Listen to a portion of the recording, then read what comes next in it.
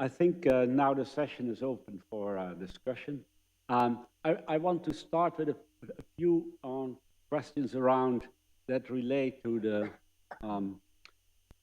comprehensive cancer centers and subsequently the UNCAN. So in general, we can learn more from our mistakes or our problems we encounter than from the rosy picture of how wonderful it is what we are doing. And so I was wondering to know or learn what the experiences are. For example, in Cancer Core Europe, now they have gone through many years now to build that, and undoubtedly they have encountered difficulties. And sure enough, others that want to build this type of concentrated centers or collaborations will encounter the same. So it would be really useful to learn what were the difficulties that you encountered, and maybe you solved them, or maybe you didn't solve them, and then we still have to do that. So who wants to start out? René Medema. Yes, thank you. I think, one of the hardest things that we all know and appreciate, I think, is harmonization of effort. When it comes to data, when it comes to legal entities, how do you organize multi-center trials, has been very hard. But at the same time, I think, for example, the DROP trial, and there's been other basket trials that have very quickly resulted in alignment. I think DROP trial was started in 2018. The Scandinavian trial started, 2015, I think. You started 2018 or a little bit later.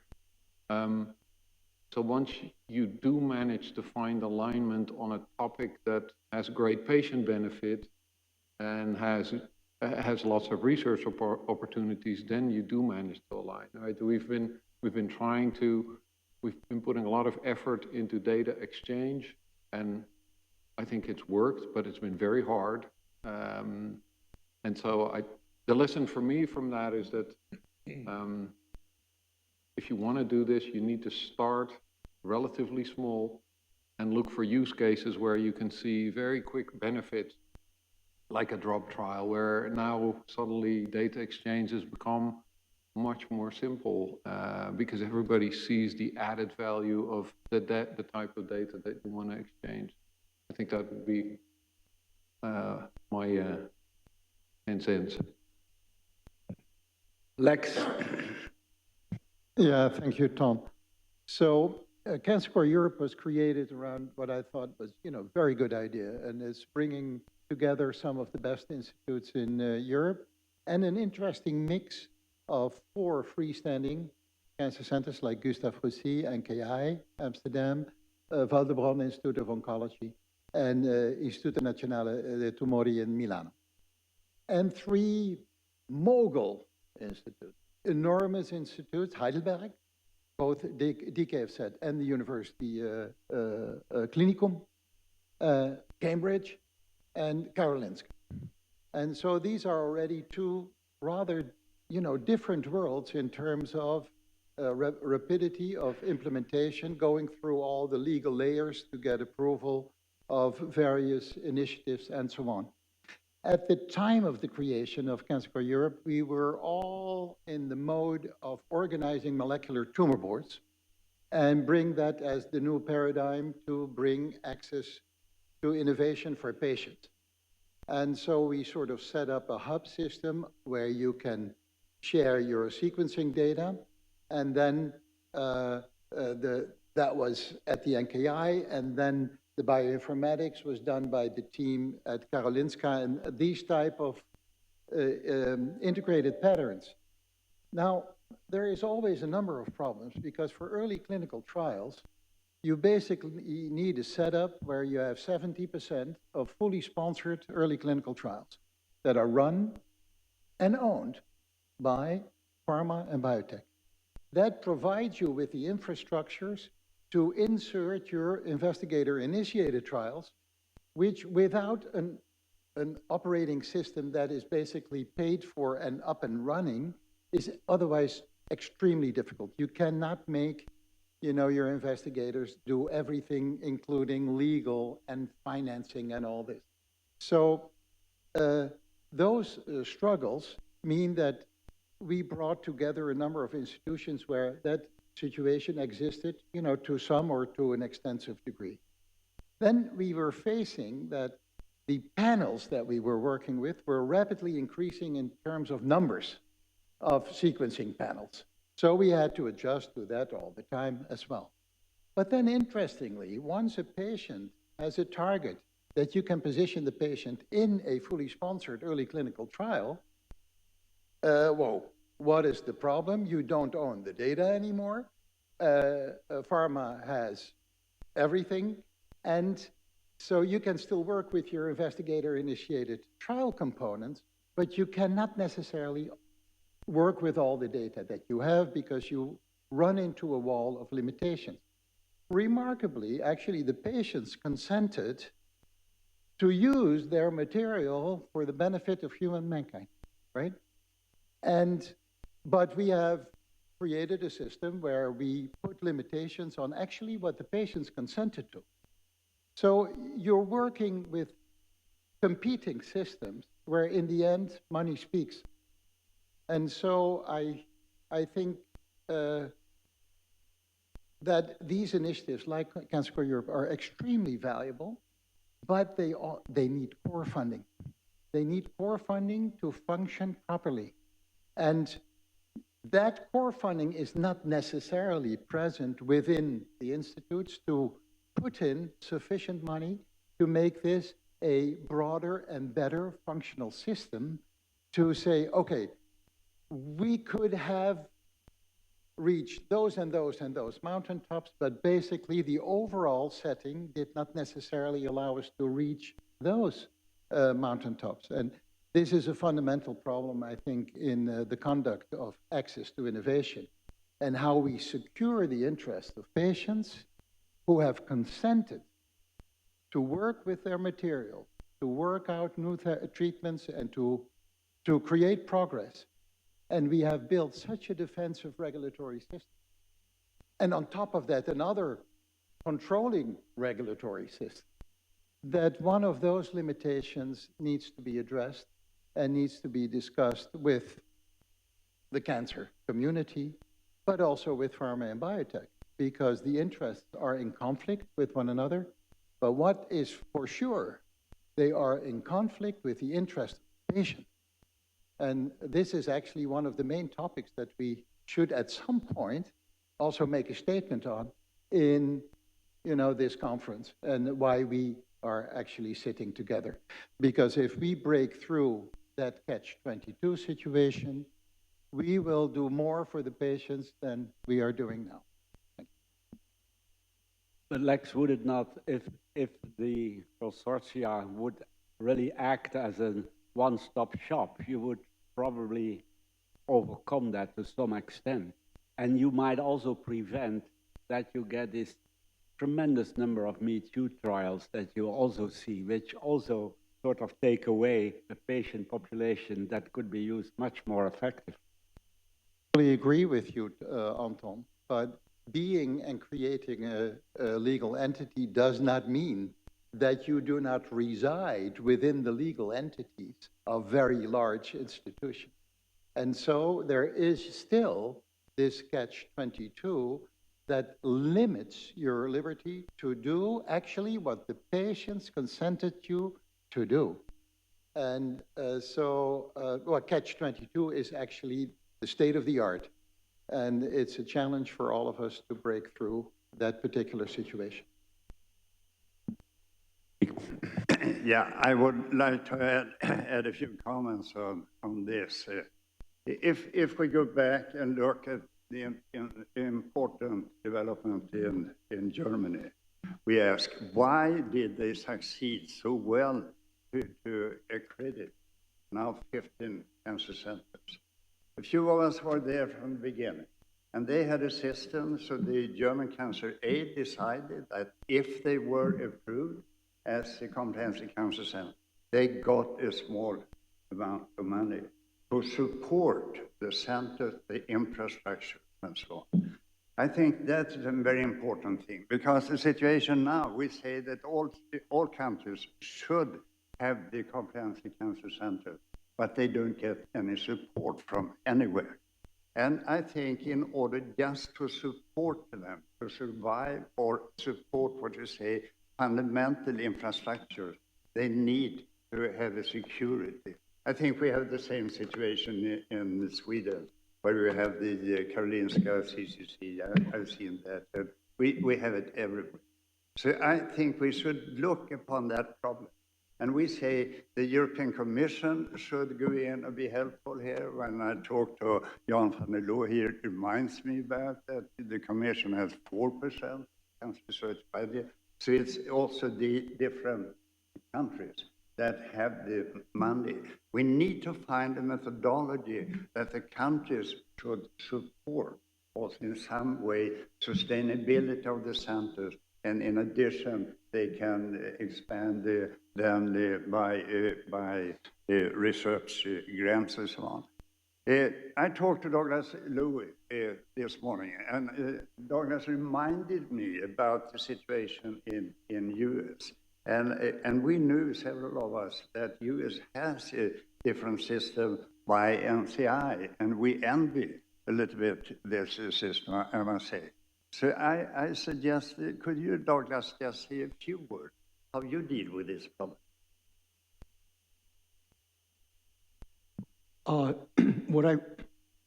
Let me divide my answer into two parts.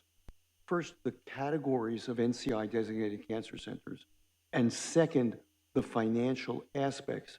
And Charles Sawyers, who is part of the leadership at Memorial Sloan Kettering, might want to comment on that as an end user as well. In terms of categories, we have basic centers that are not directly affiliated with a medical center, that is with a hospital. We have two different categories of clinical cancer centers, one, if you will, regular, and the other comprehensive, similar to your designation. And we have a total of about 70 cancer centers. More than 40 are designated as comprehensive. Financially, there are two really important things. First, NCI gives some money, but in two different ways.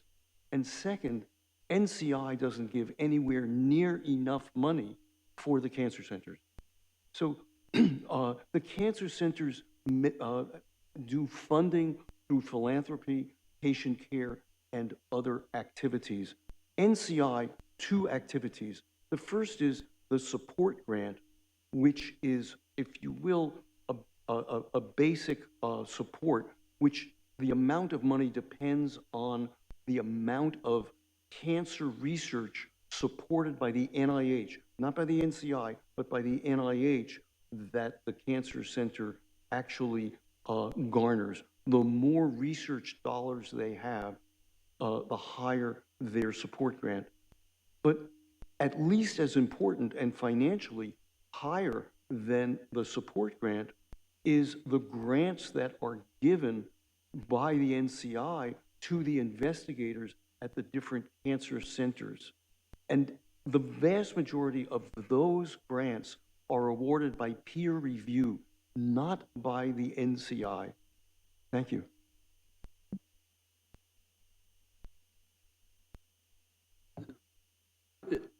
As the end user, I can say the amount of money that Sloan Kettering gets, which is, I think, amongst the highest, if not the highest of the cancer centers, which is a reflection of the fact that we were, I think, one of the first designated comprehensive cancer center, and your budget goes up year by year. The point I want to make, though, is that that money goes to support core infrastructure, not to support research per se. The amount of work it takes to apply for a cancer center grant is substantial. We do it for the money as well as the prestige. And that's a huge, to getting the NCI Cancer Center designation is an advertising opportunity for your cancer center. And it carries enormous amount of weight at attracting researchers from outside to come join you, as well as patients. Can you give us a flavor of what your total budget is, the NCI funding? Yeah, so I don't know if you heard Renee's question, but the amount of our total funding, how much of the NCI designated cancer center grant is, I would say it's a very small fraction, less than 10%.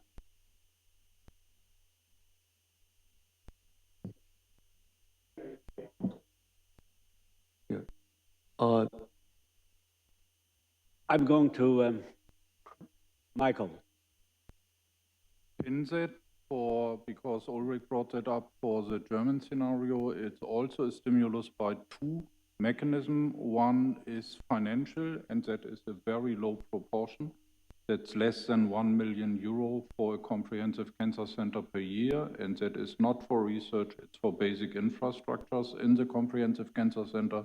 The second is the designation as a comprehensive cancer center, which has developed to a very valuable brand for the comprehensive cancer centers, for example, for attracting physicians and researchers.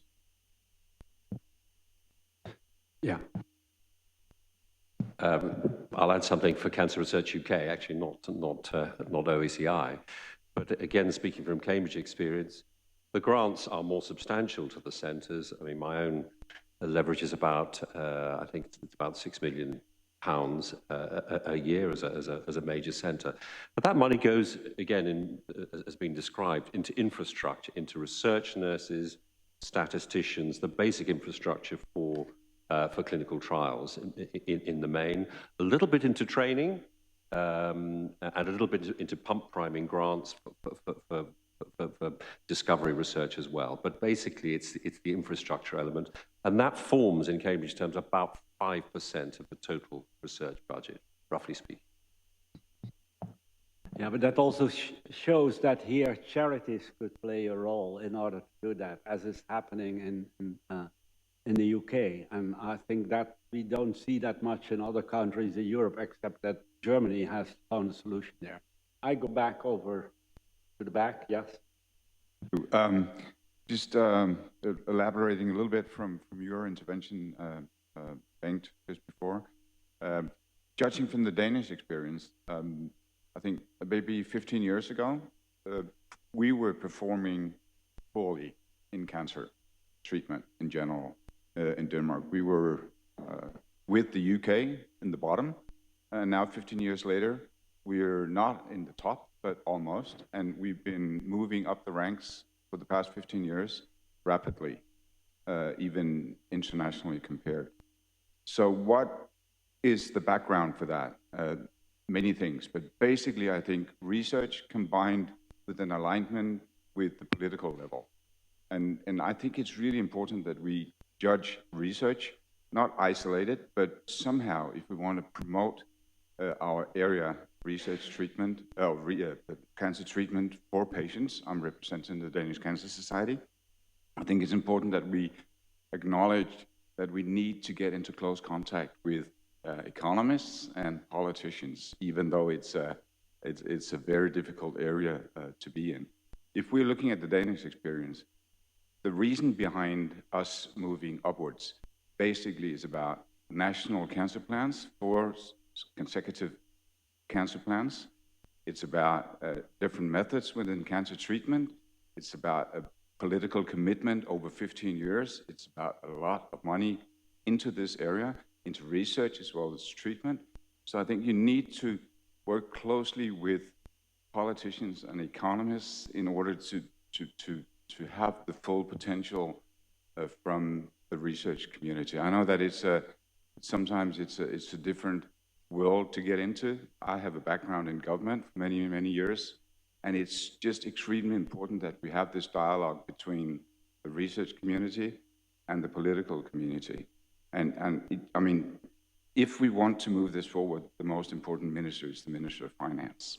It's just the way it is. Thanks. Thank you. Peter. Thank you, Anton. Just a quick note, coming back to the issue that was raised by Orlik and the American colleagues. If you have some funding allocated for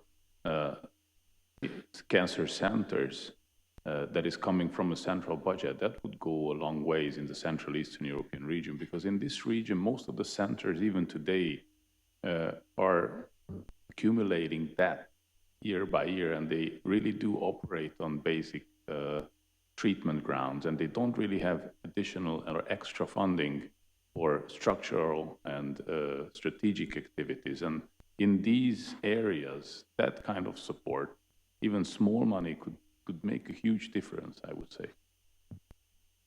So would it be an option that actually, because you need sort of continuity of that support, and if the EU would function as a starter of that, and sort of under the condition that that duty is taken over by the countries to make it attractive for both, and in that way sort of obey to the rules of the EU, as well as encourage local authorities to follow through. Well, I believe this is really the way to go, if I may answer. I mean, if you push the system a little bit and you can show real results with some money that is channeled into the system initially, I'm sure that could be a very strong lobby and pursuing factor for the governments to keep maintaining the funding of these centers. Because if the population sees that this makes a huge difference, then I think you have a chance that the governments will step in. So it would also be very attractive for the centers, because they are not interested if they know that in 4 years the money stops. On the other hand, if there is some security for the longer run, they will be more incentivized to go on.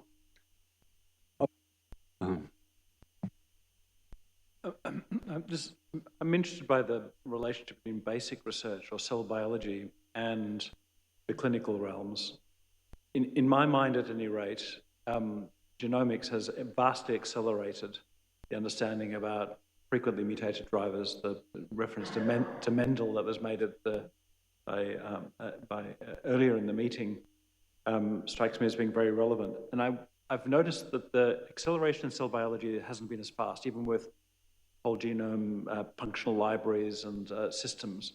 And I don't have the sense that the pursuit of targets which are frequently mutated, whose biology is not clear, is anywhere near as efficient as it was in relation to the targets back in the 1980s and 90s. I'll give you an example of a gene that is frequently mutated, whose biology, as far as I'm aware, has never been explored. And of course, biology is essential to ultimately making a difference. And that's the gene GRIN2A. It's an NMDA receptor. It's frequently mutated. It's about 25% of melanoma. It's about 5% of all cancers.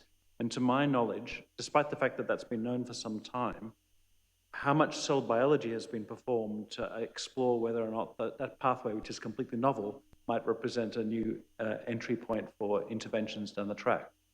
If epidemiology poses questions, cell biology answers those questions in terms of causality and is essential to getting to the drugs at the end of the process. My question here is that element of the relationship between cell biology and what the clinic tells us about what should be prioritized, how good is that? And how systematically is it integrated? I can maybe address what we've done on the other side of the pond. So in many ways, that's what the Cancer Moonshot addressed. So the way, once the decision was made during the Obama administration to activate the Moonshot under Doug's guidance as well as others at NCI, a panel of experts was convened, and we debated exactly those kinds of topics and converged after several months of meetings, kind of like the planning cycle that you described, with recommendations. And we would recommend a target or set of targets that deserves a much deeper exploration. So that way, there's a consensus to now focus on something that's been neglected. So So as part of some of the NCT programs on precision medicine, they have exactly this aim, basically taking mutations that come out of diagnostic pipelines and trying to first understand what they do, but then also basically use them as potential novel targets. I've been involved in some of these, and it's not always an easy process. So it's much, much slower actually to understand an unknown gene than actually identifying the mutations that have been. And it has to do with having the right models, the right patient-derived models. So I think the link, I mean, one of the conclusions one can draw, the link needs to be tighter because studying an unknown mutation in a completely different context in many cases does not work well. Could I just follow that up? The reason why it's structurally important is that the distribution of activities to cover off the top priority hits should be harmonized. I'm not convinced that you should harmonize clinical trials. I think the more clinical trials there are, the more patients access them, the better and the faster we answer questions. So you could have the entire network essentially running the same trials. But I'm not sure that's true of an efficient network that's doing basic discovery, because it only needs to be proven once in one site to set the flames for the next step. And I wonder whether that's an opportunity for this forum to think about how do you prioritize your targets, and then who does that in an RFA type rather than a grassroots type process. My observation is cell biology is generally driven by the researchers themselves from the bottom up. Yeah, it would really be very valuable if there was a system in place to do that. And so the question is, who is going to do that, right? So what type of organization should be put in place? I can see in the US where you have NCI that can take an initiative.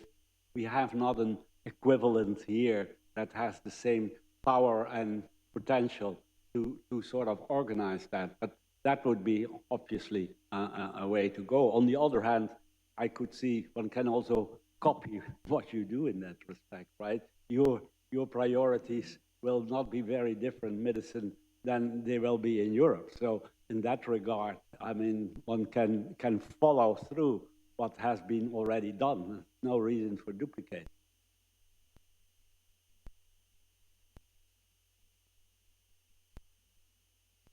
One more point with respect to the comprehensive cancer centers. There is obviously the establishment of the centers themselves, but there's also the formation of the Cancer Core Europe, for example. And here again, you sort of face, I would say, complications to how to organize that. I always tended to use the creation of the EU as an example. They made it so difficult by having too many members joining, and so before they had really cut in stone the rules that would work. And to some extent, that might also apply for establishing these collaborative entities where the different centers join forces in doing trials and screenings. And the question is, to what extent has Cancer Core Europe encountered just also organizational, difficulties in getting going, because you have to accommodate everybody with its own specific demands? And Lex, since you were with that in the beginning, can you answer that? Yeah, so as I said, one of our primary targets was to create a functional interinstitutional tumor board, and that we would collect all these data, that we would go in, that would provide the critical mass to also go and create in-depth analysis. At the same time, one of the factors that slowed down the actual creation of this were what I already mentioned as, let's say, legal obstructionism. That is basically part of the functioning of all institutes now. And secondly, and I mean that not in that it's conscious obstructionism, but it's the way it functions. And it's very time consuming. And that while we were organizing this, the dynamics of the changing panels for the molecular tumor board was just, you were bypassed on the left and on the right side by all sorts of initiatives and basket trials launched by industry, where the competition was direct and immediate because it was always in competition, because we were very attractive institutes for these type of trials. And then you cannot escape that if you do not have core funding, and this is one of the core arguments that I want to make, is you need sustainability to put up the speed and drive through your academic program with enough core funding to establish it and make sure that you can have all the data that remain inside your own property sphere, that you keep that critical mass to bring in additional analyses and innovation. And so that struggle is much more complex without money than with money. And so I think when we look at the role of the EU is to honor these type of initiatives with core funding opportunities so that we get more diversity in terms of data that we can all access, that we have hubs for analyses, that we have hubs for data warehouses, and not unlike what UNCAN is now constructing. And I hope that we'll have learned from the difficulties in the Cancer Core Europe creation and maturation to avoid that you sort of get stuck or that you get slowed down in such a important way that in the end, our dreams were higher than where we ended up because of all this competition. But the independence of an initiative like Cancer Core Europe is phenomenally important and should be supported by all of us. But if we cannot put the money to where our mouth is, we will fall short in talking at some point in time. So we need to be very savvy in terms of how we work with charities, with our national institutes, and with the EU grant opportunities to make sure that we arrive at a consolidation process where the thing now is established, it will not go away anymore, we're on safe grounds, and we are just one of the hallmarks in the functional arena of the development of precision cancer medicine. And I think that is one of the lessons of Cancer Core Europe. It has partially succeeded. I mean, we had a great report on our tumor board in Nature Medicine functioning, but it could have been better if we would have been able to acquire and put more money on the table to reinforce our infrastructures and become more independent. That's basically what I would say. Just to add to that, I mean, I think the fact that we started with 8 centers made this work. If we would have started with 20 centers, we probably wouldn't have made it work. And that's not because, you know, our belief is that this should be 8 centers, period. It should be 8 centers kicking this off and then growing.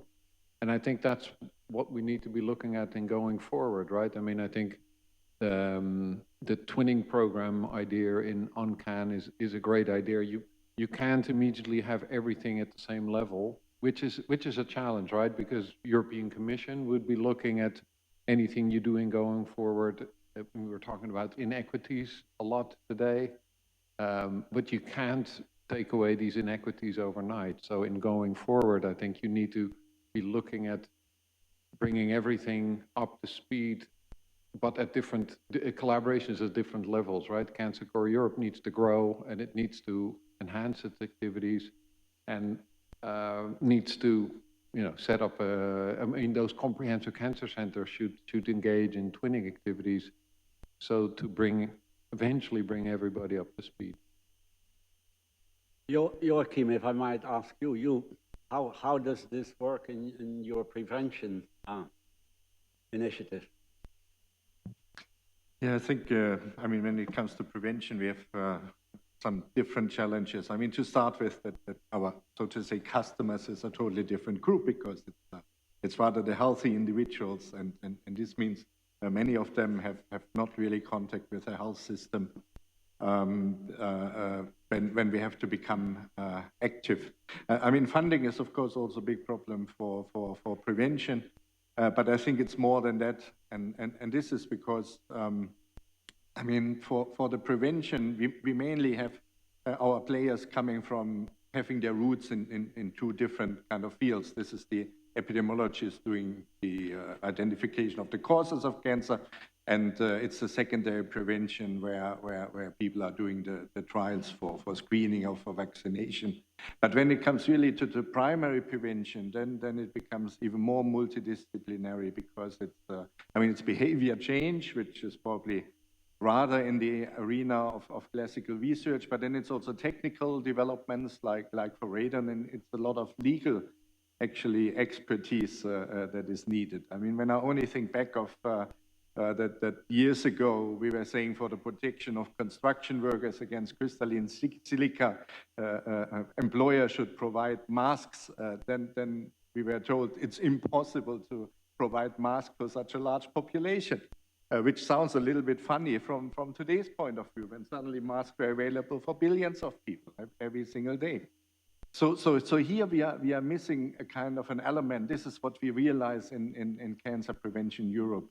So we're having some fields of research that are in relatively good shape, where it's rather kind of fighting for resources to make them stronger, but we probably also have to expand in areas that are not so much our home. So this makes it more complicated, and also the advocates. And I mean, finishing up with maybe one comment when it comes really to the etiological research in Europe. I mean, the GDPR has been mentioned at many places, but it is an immense obstacle for research, because I mean, we've identified, let's say, the big causes of cancer. So for the probably better hidden causes of cancer or mixtures, we even need more accurate data, meaning that we need even more details about how people live, what they do, what is the problem, and not kind of even introducing uncertainties in the data just to comply with the GDPR. I mean, it may be a little bit provocative statement, but I wonder whether GDPR has ever passed an ethical assessment, looking also in the direction of the EU. But I think as researchers, we have to fight here a little bit more and say what is necessary. I mean, otherwise, I would repeat that for Cancer Prevention Europe, I think a good idea was to implement the same model, meaning to start with a smaller team to make it work. And now we are trying specifically in responding perhaps to some of the calls that are also coming in the Horizon program, to reach out also to the parts of Europe that are not so well represented in our consortium yet, and try to kind of make the same mechanism growing over time is certainly something that must happen. Otherwise, we will never decrease the inequalities in cancer prevention. Yes, I think we heard this morning also about UNCAN, and two presentations more or less. And so it looks that as a very important driver of the future activities in the EU. And what do you see as obstacles that worry you most, and what could be done about it? Because, you know, if UNCAN, I think, has to succeed in order to move forward. Well, actually, we can see a lot of obstacles on the way, but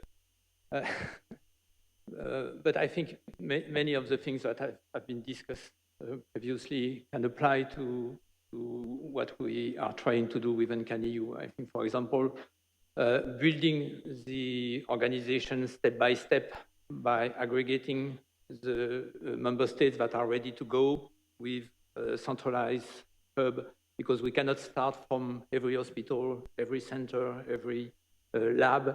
We have to identify member states that are already ready to collect data in a uniform way, and then to share this data at the level of UNCAN EU. And then another aspect that has been discussed this morning, and especially by David on my left, that we need a scientific board able to analyze what has been collected to ask the good questions leading to basic research investigations. And this is the way we are going to better understand cancer at the end. So we have these mechanisms to launch, again, step by step, because if we want to go too fast, we will be unable to get it functioning from the beginning. Shouldn't we, in all those programs, try to also prioritize? I think, David Thomas made that point. And is that not true for all these activities? Because it's such a huge task we are facing. Prioritizing would be an enormous good help to get at least something done, right? And that's true for prevention. If you see, it's still, unbelievable if you think about tobacco, right? During the break, Renee mentioned that if you now look at Netflix, everybody is smoking again. And we are going backwards almost. And certainly under the youngsters. I think this is a failure that we cannot afford. I mean, it's impossible. And I think to some extent also politicians have to be accountable for that, because legislation has been an important opportunity, or gives the opportunity to do more about that. And, we are facing all the lobbies that prevent that. And let's say the electronic cigarettes are, an example, which is, I think, just devious. And it's unbelievable how you make addiction again the standard as an entrance into tobacco use. And I think we cannot accept that as a society. And it is amazing how far or how much room we provide to, for example, tobacco industry and to carry on. It's unacceptable. But anyway, that's I'm sure that many of you share that view. Anyway. Yeah, just a quick comment related to this. I mean, I totally agree that for these, population measures, we need priorities, but we probably need also other priorities than to look at the individual research. Because imagine you are a non-smoker with a healthy body weight, not drinking any alcohol and avoiding processed meat. Suddenly the air pollution may become the biggest risk factor for cancer that you have. So we can't also neglect these people. So we should not be only guided by the big numbers. We also have to be guided, of course, to keep a level of fairness that the risk profile of an individual is actually highly variable. And we cannot neglect the people just by saying, oh, you're living so healthy, we don't care about your remaining cancer risk. So we also need to apply a level of fairness here. But you didn't mean this. I totally agree that to make a big change in the cancer numbers, because we probably can't treat them all, we have to follow, of course, what are the big risk factors. And for most of them, we would, in theory, know what to do. It's just how do we achieve it? I just want to comment, though, on that, because, if I look at prevention, I think it's very frustrating that, with the years of knowledge, decades of knowledge that we have on tobacco, I would argue, the best thing we can do in prevention is to learn how we can shake bad habits. Because if we can't shake the habit of smoking, how are we going to shake the habit of bad diet? And so, yes, you're right? I mean, I'm a non-smoker, but still, I think the most important thing for the prevention field would be to be able to turn the knowledge that we have into real reduction. And it's a difficult problem, but if I would have to prioritize for prevention, I would say, let's see if we can get rid of smoking, because that would have a major impact, and then we could work from there. But again, look at the successes over the world. Australia, Britain, it can be done, and just follow the route they took to do that, which is, I think, a close synergy between political and legal, as well as the medical profession that act in concert. And maybe you can. Yeah, using money helps, I think. The costs are going to be imposed on the system that those who choose to smoke can be sort of financially priced, so it becomes a challenge. I think that's been a really important part of the operational strategy in Australia of making smoking almost unaffordable. And the logic is that the money that comes from the taxes then goes to paying for the care of the patients down the track, which has got an elegance to it as well. I'm interested by the relationship between this prevention priority, which clearly is incredibly important, and the focus in this meeting on comprehensive cancer centres. Because a patient enters a comprehensive cancer centre only after the diagnosis, but prevention's about a period of time before a diagnosis. And I'm also interested in the phase after treatment. I think I mentioned secondary prevention, but there's a population that gets narrowed down by virtue of having had a cancer diagnosis which passes through the centres. Survivorship has not come up as a topic, but I think it's incredibly important as an opportunity for targeted intervention in a population which, for whatever reason, has declared itself to be at risk. And the number of survivors, I think it was 12 million survivors, is an incredible population which we do not target any approaches. And I think those approaches could be... I'm interested, therefore, for this meeting, what's the relationship between the comprehensive cancer centres, which, as I understand in the US, and the NCI includes epidemiology as part of the remit. You actually have to be interested in the broader population in order to get the comprehensive designation. What's the relationship between those centres and the population at large?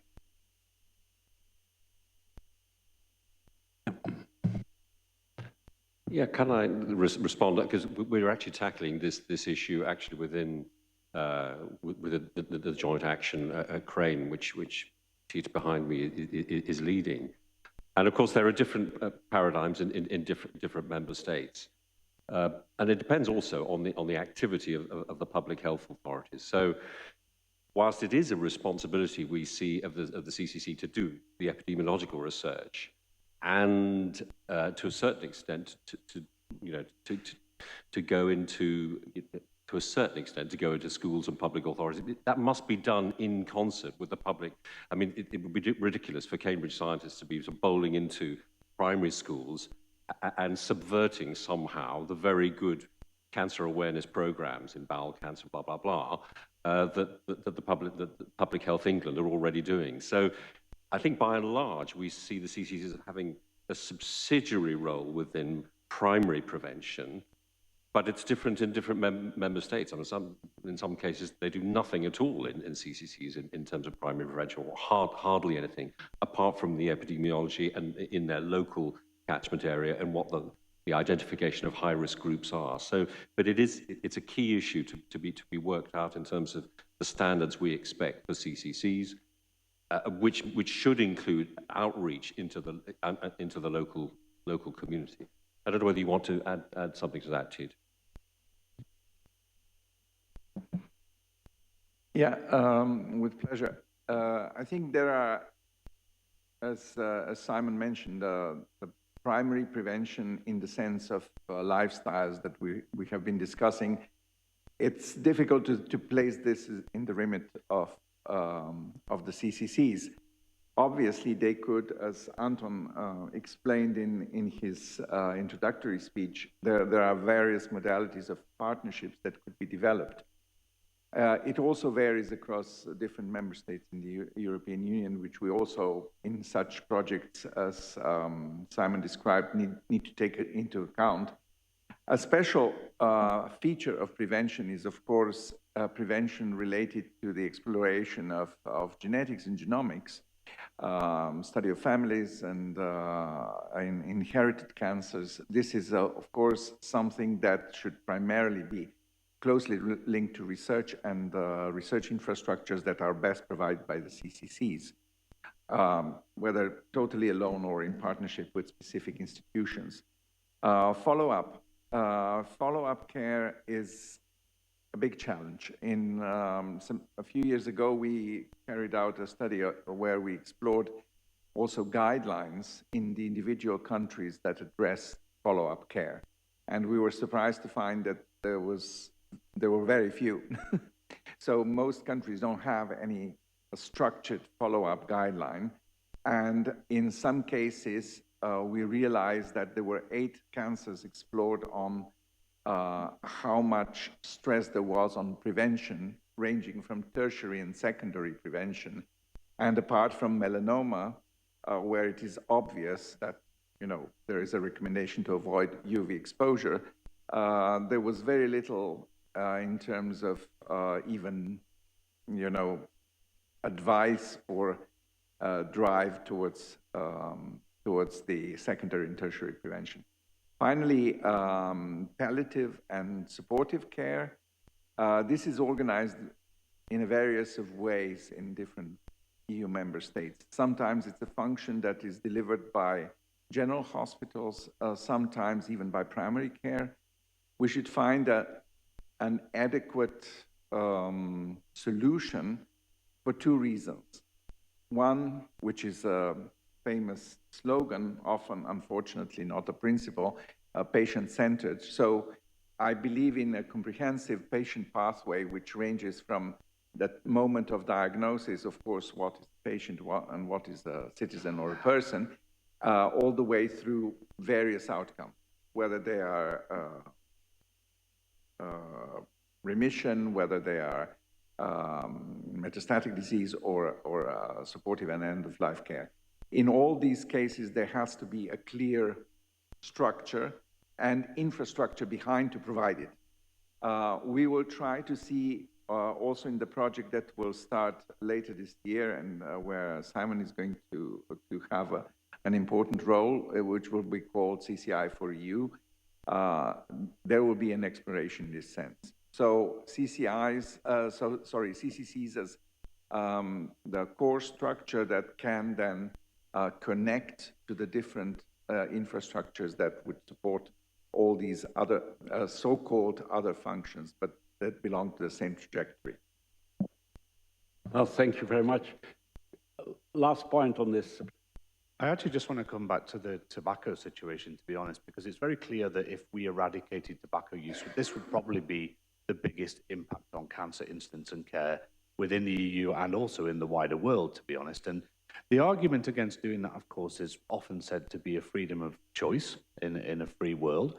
But this is an argument I don't buy. It used to be that opiates were widely used, whereas now we don't consider opiate use to be a freedom of choice. And of course, the reason it's not been imposed on tobacco is actually taxation, right? And the revenue gain from taxation. These are obvious points. And while we talk here about lobbying the EU and other governments to give us more money for comprehensive cancer centres, perhaps they should also be lobbied to say, well, why don't you just take the hit of not getting that tobacco taxation? Because actually the money that would be saved in healthcare would balance that in the long term. And I think it really is a future to really ban this. I think that where it was said earlier about the taxation, the increases in price on tobacco, I don't think that's the impact in the UK. I think it was because it was made incredibly unfashionable that people started to drop it in the UK. So adding more money onto cigarettes is not the factor. I really do think in the future banning them is the way forward. Incorrect. I'm sorry to say this is factually incorrect. There is plenty of scientific evidence that increasing taxation and increasing tobacco prices decrease consumption. That's a scientific fact and it's not up to debate. I didn't mean it completely like that. I do not deny that by increasing the cost, it will deter some people. My point was actually the biggest deterrent for people in the UK was actually by making it incredibly fashionable and difficult to smoke. The taxation definitely did have an impact, but the biggest factor was that it was not fashionable anymore. Side, I think indeed the evidence, scientific evidence is pretty good for the taxation, up to the cent almost, and that follows through. So in that regard, that doesn't mean that, popularity is not an issue as well. I mean, because, we see the disparities between countries that have the same, let's say, standard of living and education and still show big differences. So there are cultural factors as well. Anyway, I would like to spend, also some time to what about the effectiveness of treatment and the cost effectiveness, because, and frankly, I'm most worried about the real effectiveness in daily practice, because you could still argue how much is it worth, and for an individual, it's of course an enormous amount worth if he can live a longer and pleasant life. What is, of course, a very realistic question, if we bring in new drugs in the system that have, because they look so promising, getting through rather quickly, and then subsequently in daily practice actually don't have a real advantage. We want to know that. And the question is how to do that. You know, the symbols would look like that you provide for very promising drugs sort of conditional entrance into the system, but then demand that they are really tested in the real world to see how it compares to current treatment or no treatment. And I would like to get some feedback, but how would one solve that? Because it is a problem, and it's also a way of pharmaceutical industry, obviously, to continue to make money, not necessarily bringing in drugs that are not necessarily better than what we had before, even though that might respond, because we get really an affordable problem, which we saw in the tremendous rise in the expenses of drugs. Who wants to comment on that?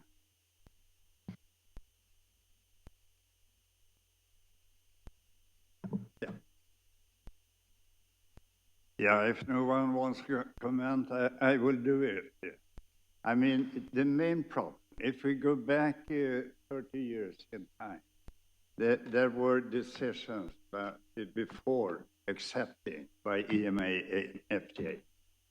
And they had requirement of real studies, comparative studies, 2 or 3 studies demonstrated a positive effect for the patient before they accepted. Now we have moved into what we call precision cancer medicine. And that makes the situation much more difficult. So in some way, they have taken a decision, since you stratify the patients from the beginning, you extract those being responders, and then you can have very few patients and look at it, and it looks very good. Unfortunately, when you go back, and you have examples of that if you go to the literature and see what happened 5, 6 years after drugs have been accepted, that many of them do not fill the requirements to be accepted and are not good enough for the patient.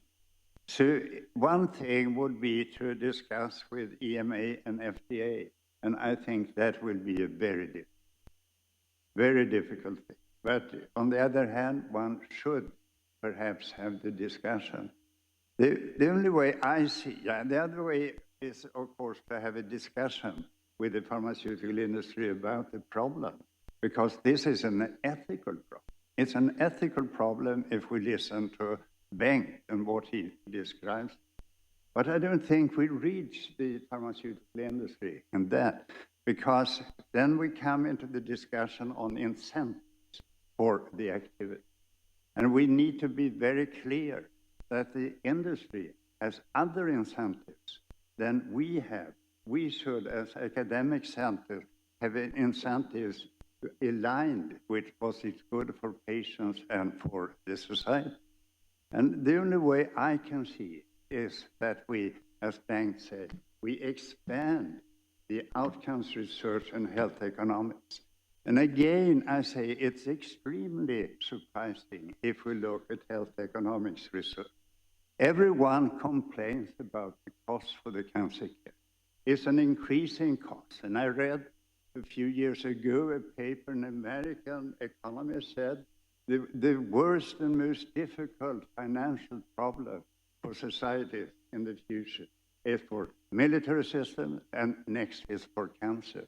And if we look upon that, then it's surprising that practically no one is looking at health economics in the process to innovate the cancer care, therapeutics, and prevention. And that is a possibility for the cancer community to do, and for the academic centers. But I would say, if we could agree And if the comprehensive cancer centers and the academic centers could agree with in the different countries and say, we need to define what is evidence-based medicine. We had it before. I mean, we did it in Sweden. We had national guidelines for how to treat the main diseases, also regarding recurrences. We had it earlier, but it's more and more difficult now when we go into precision medicine. But I think it's quite possible to do. If we agree upon evidence, and let's say the healthcare systems and the academic centers say that if we don't have the evidence for the new anti-cancer agents, it's our mission to look at the evidence and assess for outcomes and assess for health economics. And if we then agree that these data are mandatory before we recommend that in the routine healthcare, then we will have a good possibility to balance the negative development we have now. And I would say to spend a little bit money on this is nothing compared to running on in a system where you don't know what you get for the money in the healthcare system. That's my suggestion. But it was mentioned already that it's quite dangerous to have all the clinical trials paid by the pharmaceutical industry, because there might be effective treatments that are cheap or are drugs that we already have in use, and they will not want to sponsor that. So it would be part of the governments also to do these trials for drugs that are already in use and might have like a cell biological function. You know, I was talking about tumor promoters, for example. Those might be simple interventions, but who would finance a clinical trial on that? So it's dangerous, I think, the reliance on the pharmaceutical industry exclusively.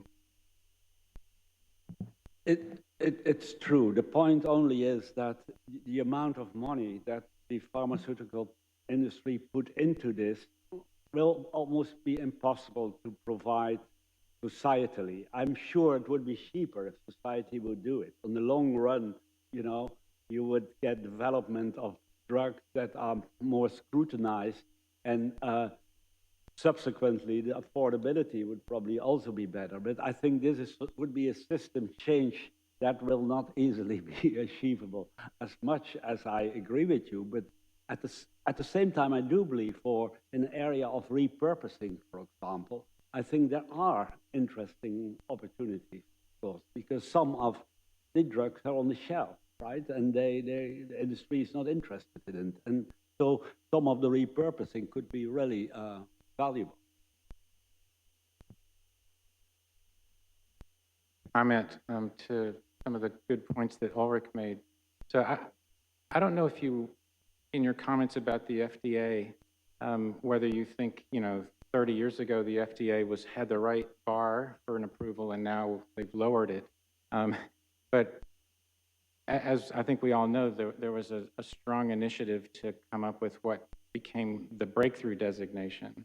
And this was, evidence, very compelling evidence early in the development of a drug that it worked. For the obvious reasons, let's get it to the patient. But there are regulatory rules about follow-up randomized trials that are required to be done. Whether they actually get done or not, that's another question. But I don't think at least my personal belief is the regulatory agencies should not be charged with providing all of the evidence. They should provide the safety and the initial evidence. So we have guideline associations, and the one in the US is called NCCN. I forget what that stands for, but it's a highly regarded, set of authoritative recommendations from people who are not in the pharmaceutical industry at all. The evidence is the follow-up clinical trials, and I know you had a comment, Dr. Johnson, on real-world data and not being so, confident in it. But there there are efforts to buttress its, reliability, particularly in these molecularly or genetically defined cohorts. So I guess my point is there's another layer of authority in making recommendations which don't have regulatory, implications, but they do have implications as to what insurance companies will pay for and what doctors will practice and prescribe. Yes, some of them, ESMO has some of these committees as well, where they sort of value the drugs as to being applied for particular purposes. Yeah, I'd just like to make two comments about two things that are happening in the Netherlands that are relevant to what we're discussing here. So for certain drugs, they're already allowed conditionally to the market, and that means that conditional approval or reimbursement means that it needs the collection of real-world data in order for our government to then eventually, or our legislative organizations to eventually decide that it's going to be reimbursed in the long term. So I think it's going to happen. At least in the Netherlands, it's already happening that we're going to have to deal with this. And the other thing that I think is relevant to this discussion, which I think could also be done at the EU level, is we're trying really hard to convince our politicians that they should be working with a revolving fund, and that revolving fund would finance trials that, if they show effect of drug repurposing, that if they were to show effect, one could calculate the health economic benefit if that drug was used instead of a more expensive drug. And that benefit could then be invested in a revolving fund that could fund future studies, similar studies where, if in real life you would actually make a profit from changing from one drug to another. And I think that could be something that at the EU level would be more effective rather than studying this in a small country, but I just wanted to bring those 2 points up.